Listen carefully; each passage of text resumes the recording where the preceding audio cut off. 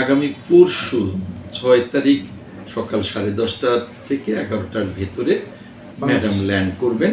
কাতারের আমিরের রাজকীয় যে এয়ার অ্যাম্বুলেন্স, সেই এয়ার অ্যাম্বুলেন্সে তিনি আগামী পরশু ৬ তারিখ তিনি ল্যান্ড করবার সম্ভাবনা আছে। এটা আমার জন্যে তো বটে, আমি বলবো যে বাংলাদেশ জাতীয়তাবাদী দলের জন্য অনেক বড় আনন্দের সংবাদ। অন্যদিকে আমি বলবো যে বাংলাদেশ রাষ্ট্রের জন্যে অনেক বড় আনন্দের সংবাদ। কারণ তিনি যখন যান তখন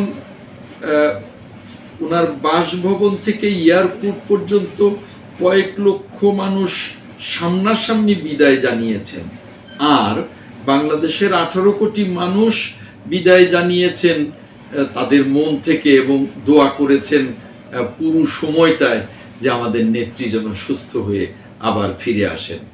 তো আগামী পরশু অর্থাৎ ৬ তারিখ সকাল 10:30 থেকে 11টায় যখন তিনি ঢাকায় ল্যান্ড করবেন, তখনও হয়তো বেশ কয়েক লাখ মানুষ ওনার বাসভবন থেকে এয়ারপোর্ট পর্যন্ত ওনাকে অভ্যর্থনা জানাবেন।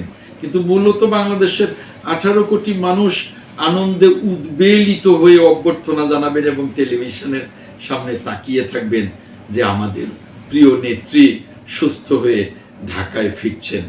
এটা বাংলাদেশের জন্য অনেক বড় আনন্দের সংবাদ, পাশাপাশি আমাদের জন্য, আমাদের দল বাংলাদেশ জাতীয়তাবাদী দলের জন্য অনেক বেশি আনন্দের সংবাদ। নেতা কর্মীরা একেবারে বাসভবন থেকে এয়ারপোর্ট পর্যন্ত দুপাশে সারিবদ্ধভাবে দাঁড়াবেন যাতে করে কোনো যানজট তৈরি না হয়।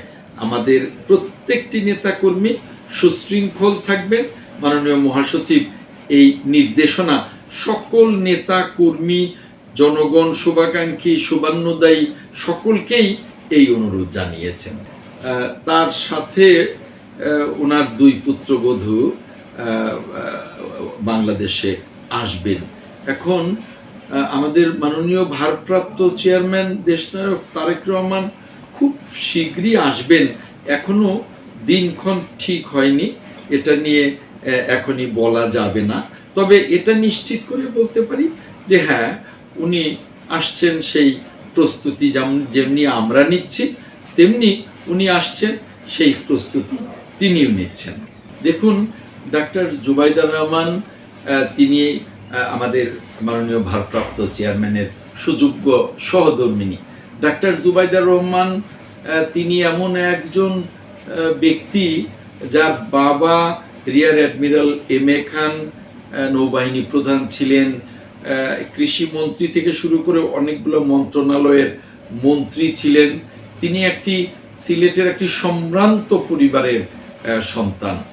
ডাক্তার জুবাইদার রহমান যখন লন্ডনে যান তখন তিনি কার্ডিওলজিতে এমডি করেছেন। তিনি পুরো পরীক্ষায় ডিস্টিংশন নিয়ে তিনি ফার্স্ট হয়েছেন। এটা অনেক বড় অর্জন।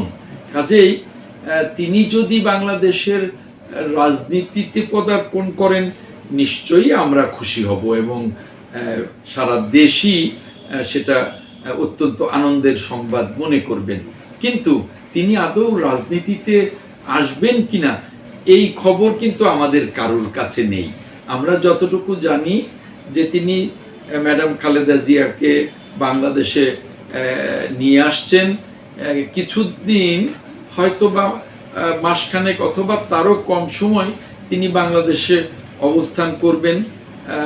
ওনার আম্মা অসুস্থ, তিনি হাসপাতালে তাকেও, খালাম্মাকেও দেখবেন এবং তারপরে আমি যতটুকু জানি তিনি আবার ফিরে যাবেন।